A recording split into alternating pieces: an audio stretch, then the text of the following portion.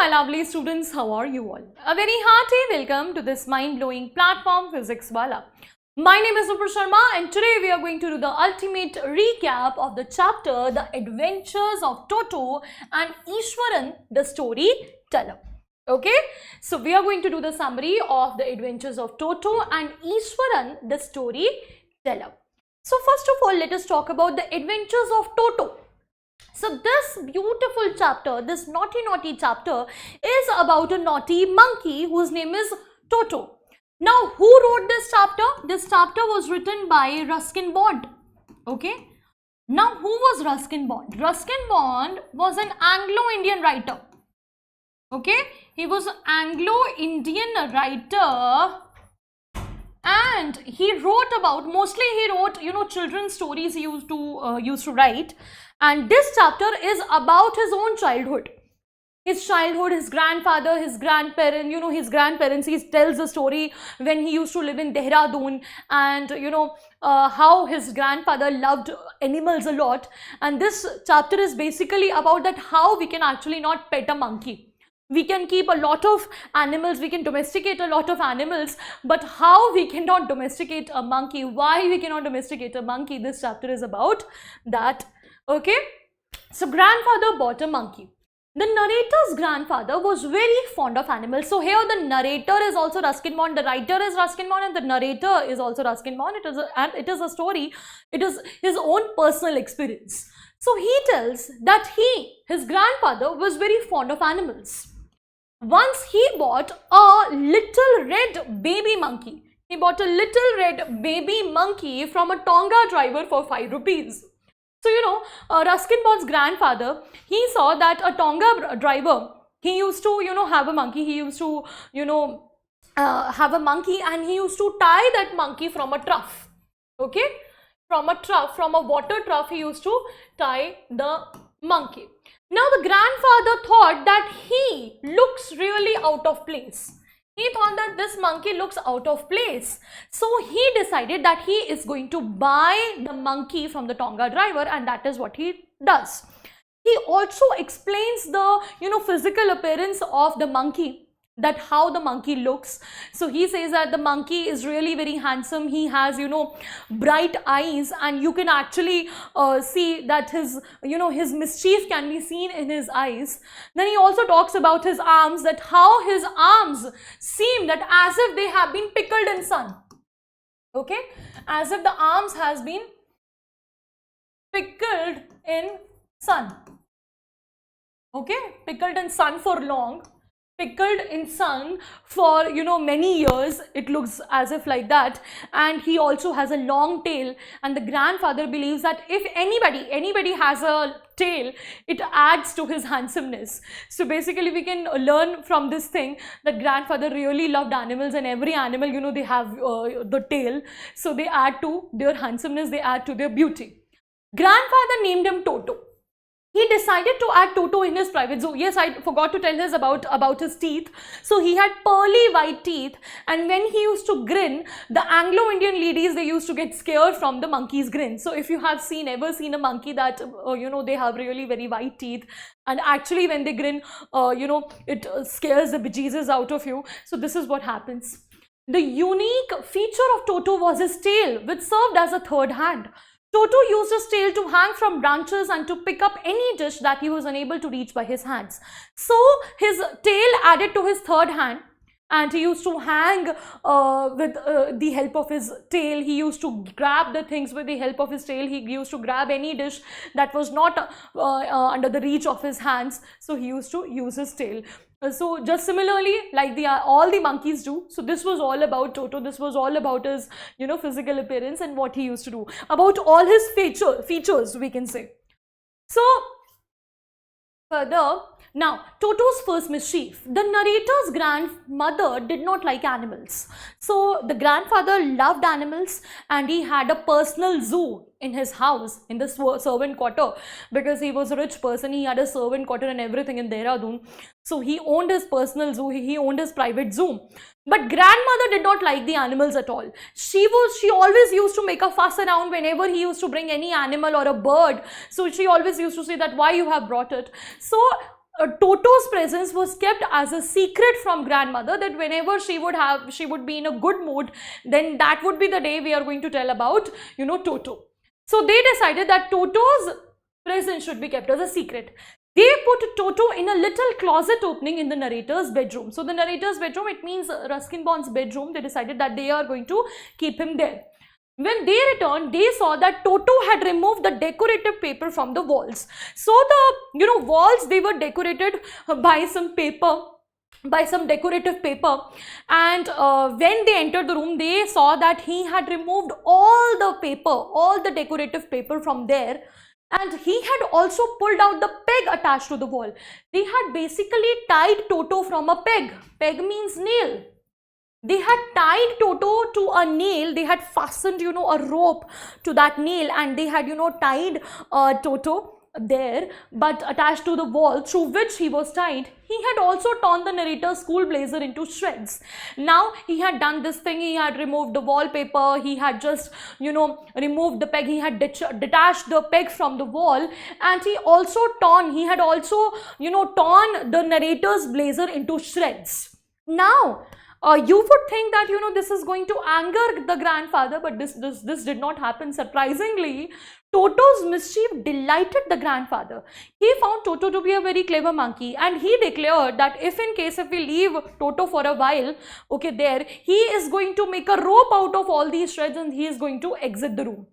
So he was, like this, that yes, he is a very clever monkey, he is a very clever animal. He was not at all angry that he did all these things, but he was, instead, he was quite inspired by the monkey's mischief.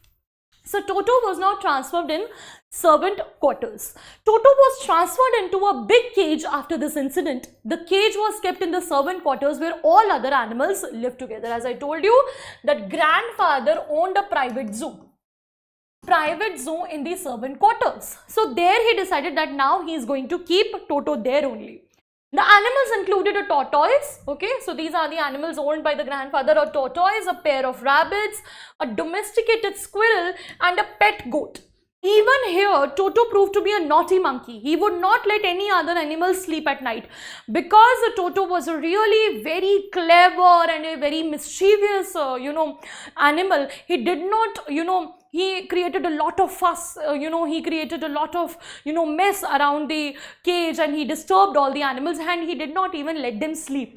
So the grandfather, who had to go to Saharanpur to get his pension next morning, decided to take Toto along with him. So the grandfather decided that since in my absence he can create even more nuisance, so he decided that I am going to take Toto along with me to Saharanpur, from wherein I have to receive my pension. So a black canvas kit bag was arranged for Toto. So a black canvas kit bag. Canvas kit bag, it was a sort of a bag which was specially, made for Toto, brought for Toto, and, grass was laid down, hay. He put a lot of hay in the, bottom of the bag so that he could feel comfortable, and that was going to be his home for the next few hours. He was put in this bag. As the bag was closed, Toto could neither escape nor cause any mischief.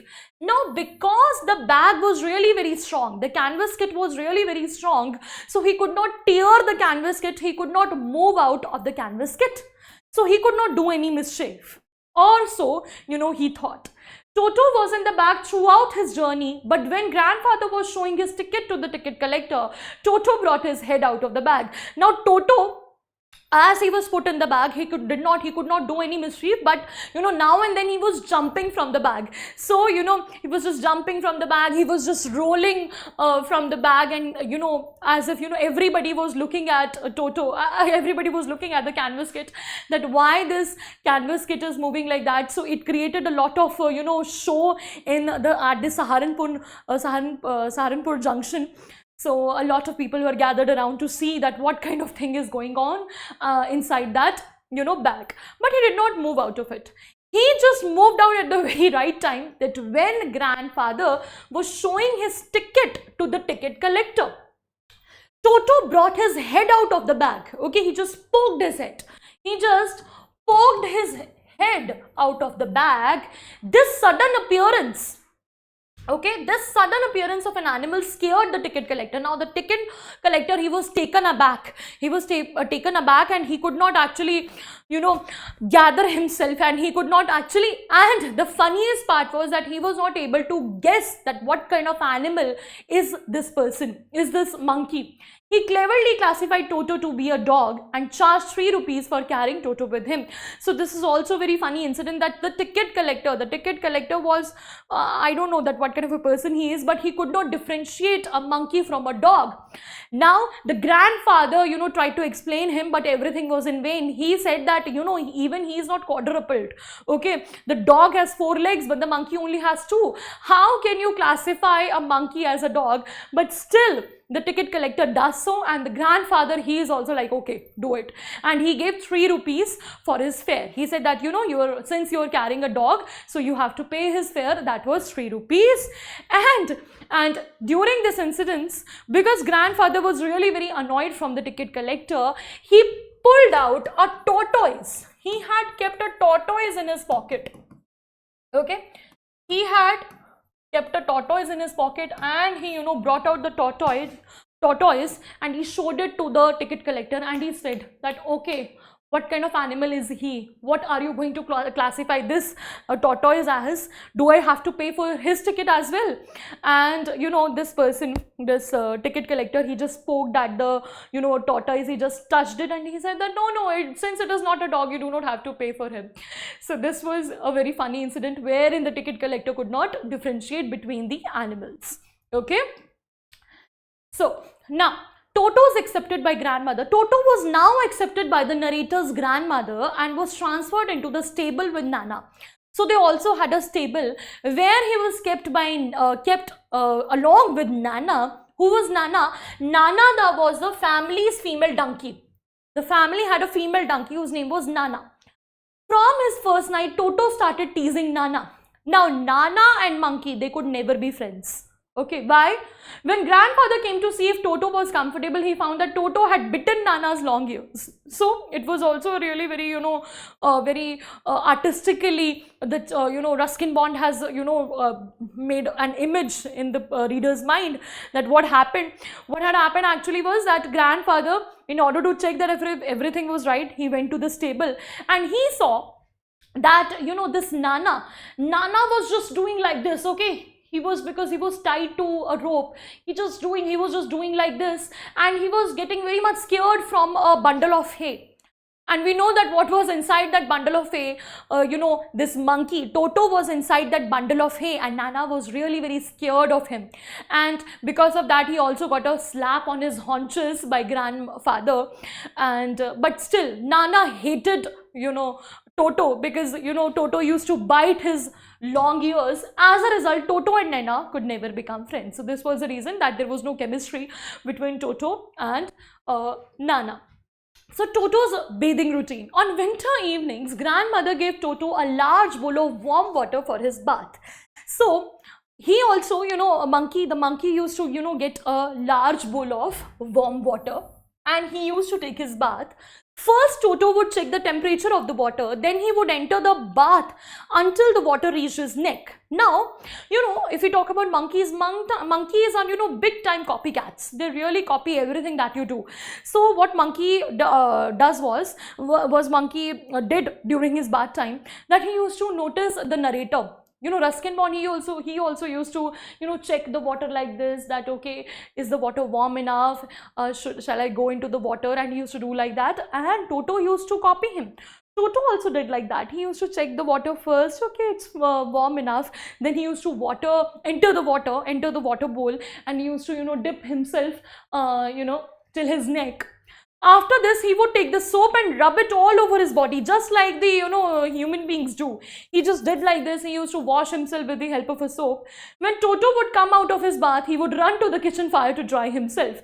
Now, after this, because when he came out of the water, because there were winter mornings, when we are talking about winter mornings, so the water, whenever he got out, he was feeling very cold, so he just ran to the kitchen fire. And when people used to laugh at him, because it was really very funny scene, if somebody used to laugh at him, so he really got very embarrassed, he was hurt, his feelings would be hurt and he would not go to take bath the next day.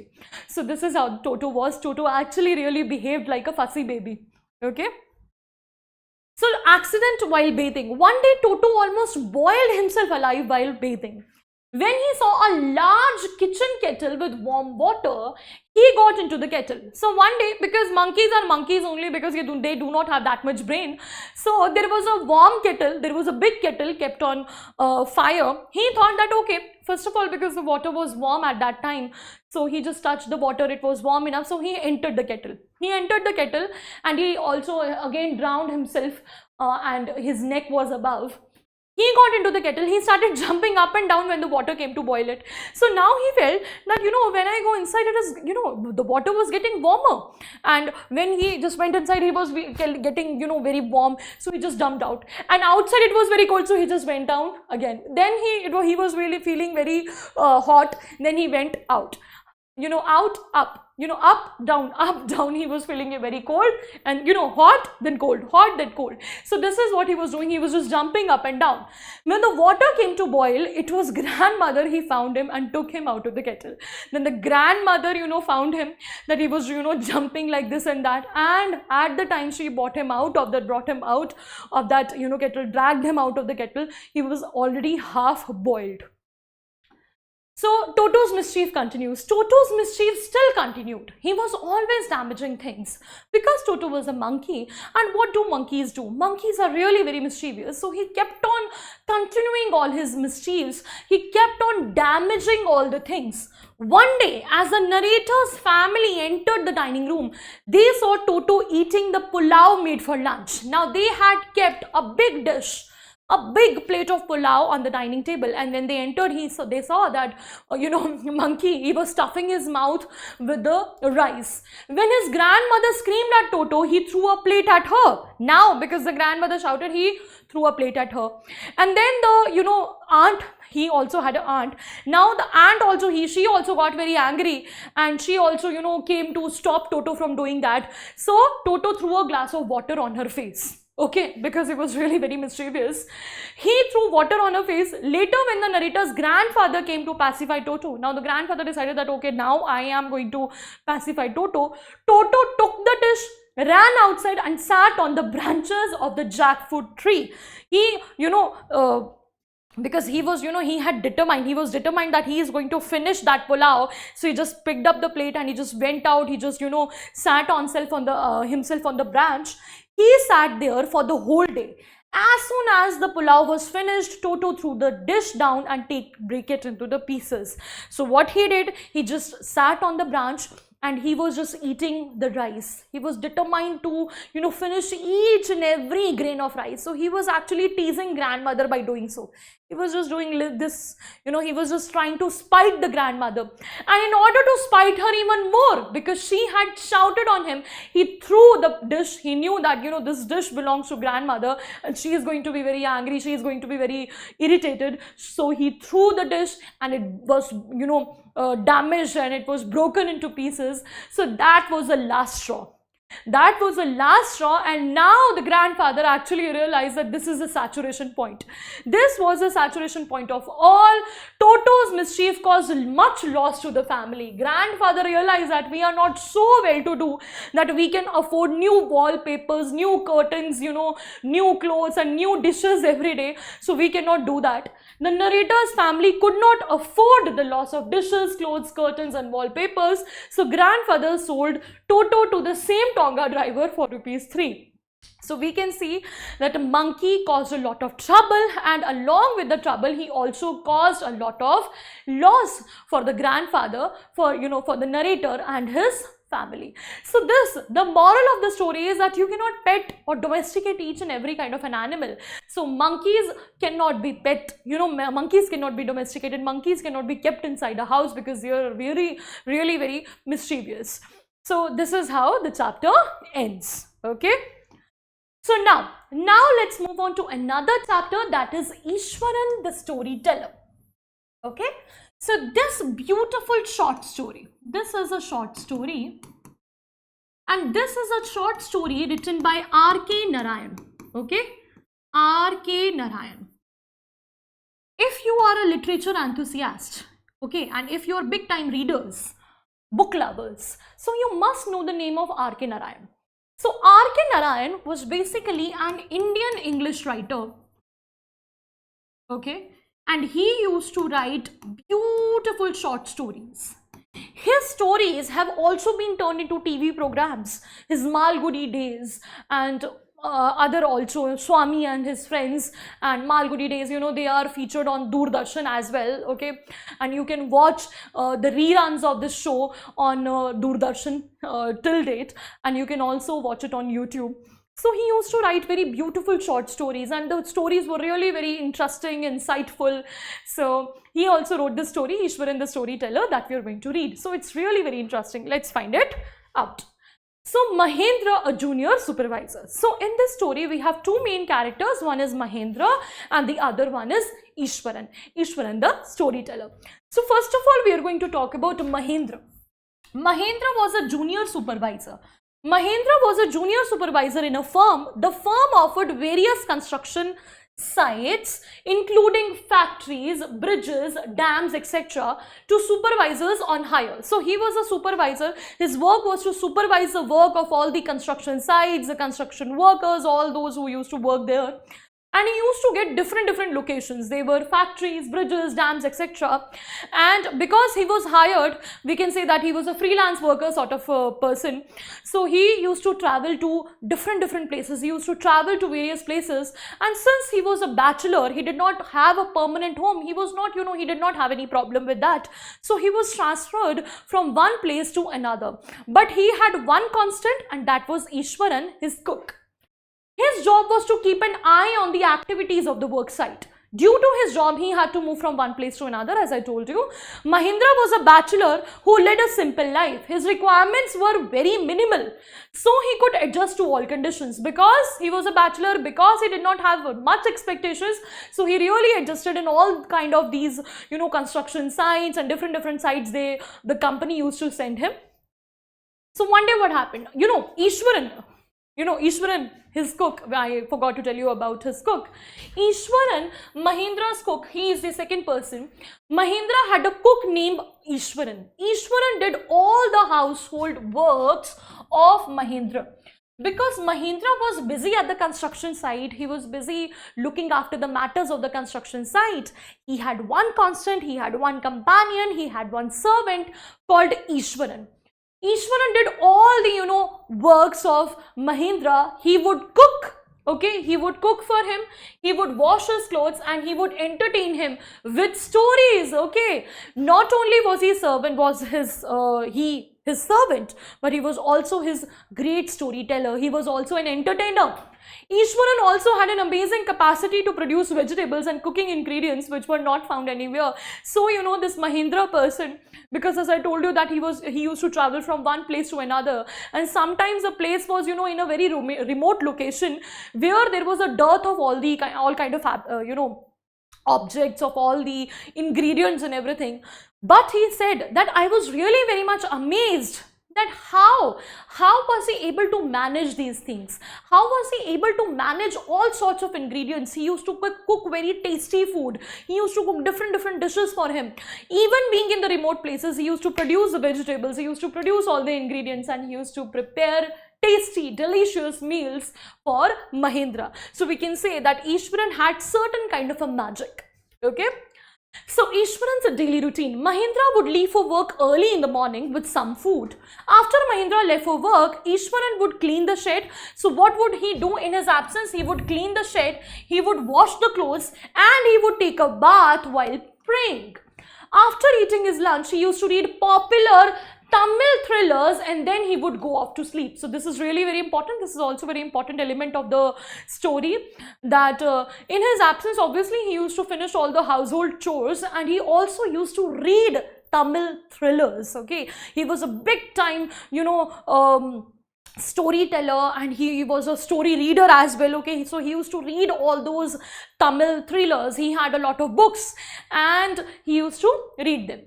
Iswaran was greatly influenced by the Tamil thrillers that he read. Okay, this influence was visible in his methods of storytelling. Okay, because he used to read the Tamil thrillers, he had developed this kind of an art. He was really very, creative. He had developed this art to present a story in such a manner. He used to, dramatize the whole thing. He would narrate even the smallest incidents with suspense and surprise. Okay, even the smallest incidents were, told with suspense and surprise. For example, he described an uprooted tree. If he had to talk about an uprooted tree, he would just not say that it was an uprooted tree. He would say that he was a bushy beat, wild animal, by using dramatic expressions and movements. Ishwaran's imaginative stories entertained Mahendra, who would listen to them without any judgment. So this Mahendra also knew that all these stories are really very fake, and whatever he is telling, this is all very false, this is fictional. But he did not used to pass any kind of judgment. He just used to listen to them very keenly. He did not say even a single word, because he knew that this is the only source of entertainment I have, because he had no time to read the books.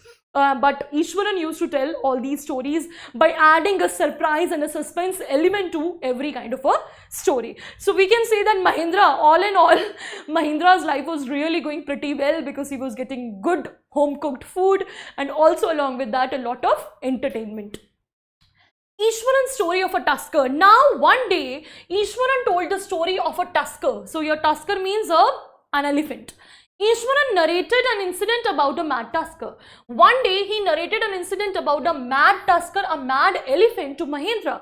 He narrated that one day a mad elephant escaped from the timber yard in his hometown and destroyed everything that came in his way. It tore up the creepers and broke the branches. When the elephants go mad, they can be really very destructive, and that is what Ishwaran was telling, that the elephant became really very destructive, and he broke each and everything that came into his way. He destroyed everything. He destroyed all the creepers, he destroyed all the trees, and broke the branches and everything.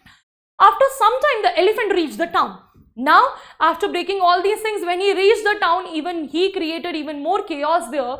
It came to the main road and smashed the stalls selling fruits, mud pots and clothes. So you must have seen videos there, and you must have seen in movies that when an elephant goes mad, what he does, he breaks all the fruit, sellers, mud pots and clothes. Then the elephant entered the school ground. Not enough, elephant entered the school ground and destroyed everything in it.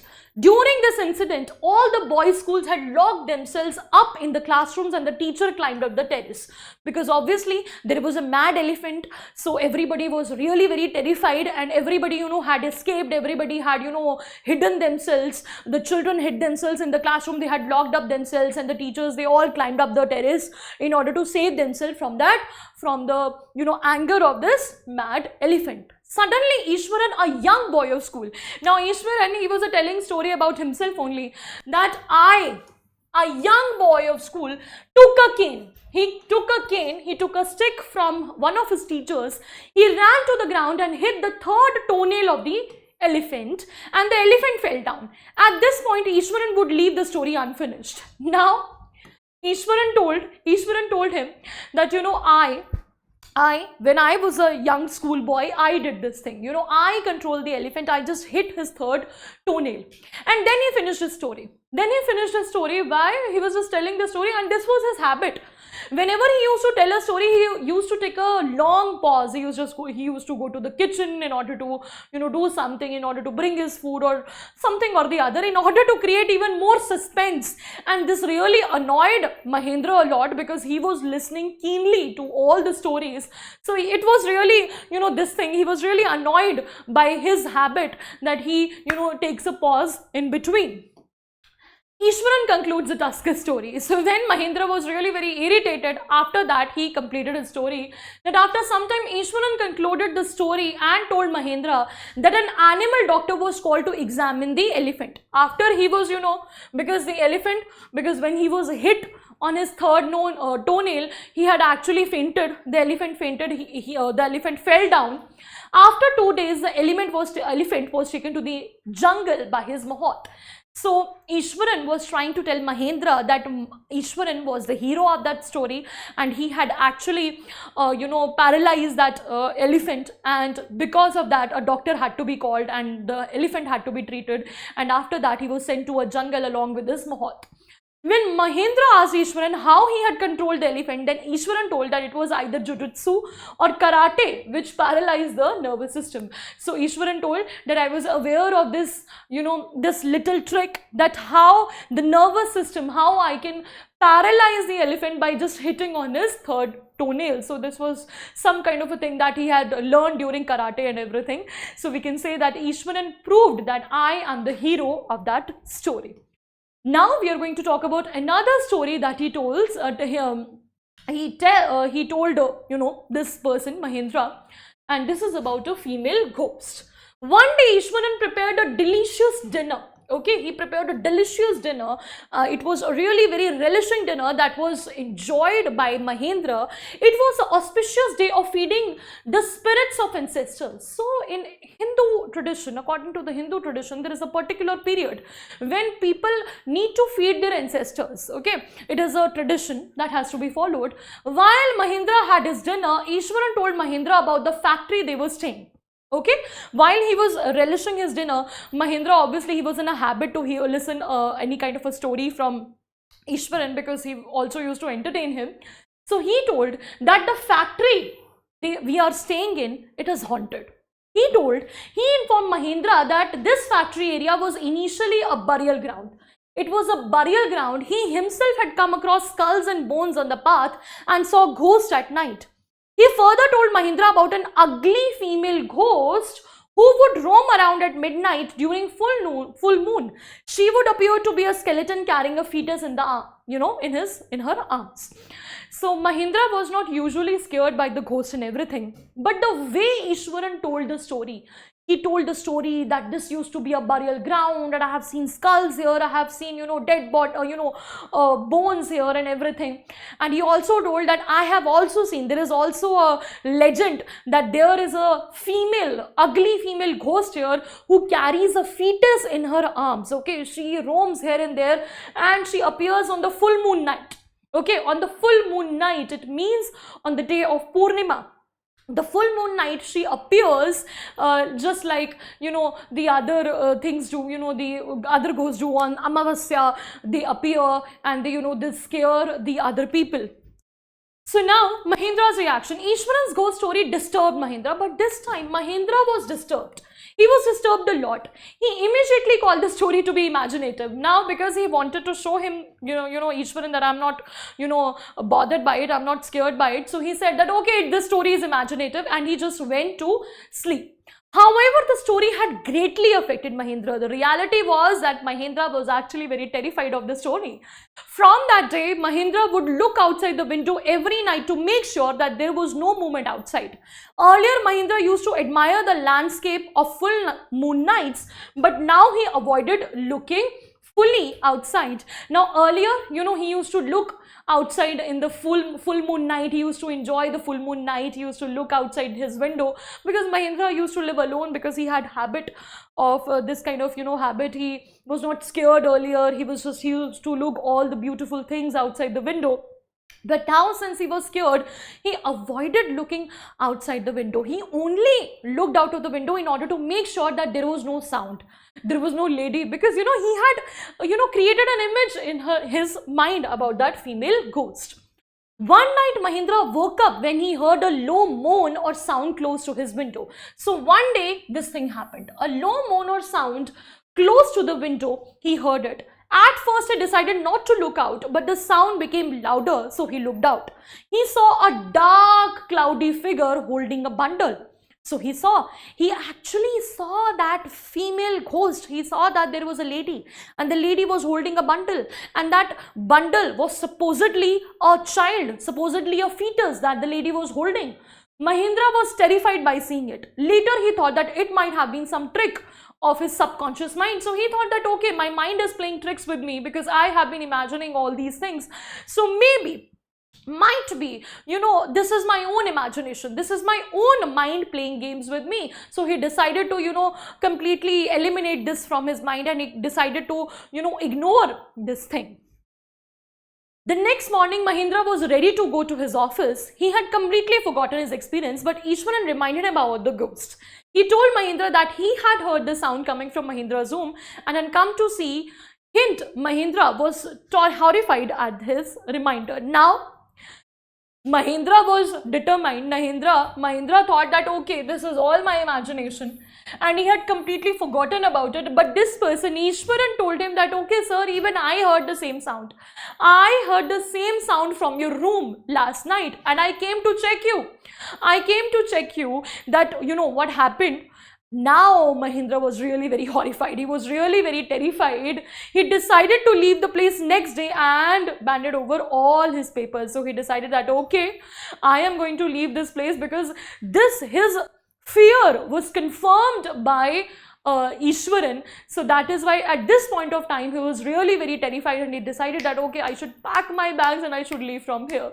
So this was the power of Ishwaran's stories, that Ishwaran told the stories with such compassion and so many dramatic expressions and each and everything, that it was believed by Mahindra.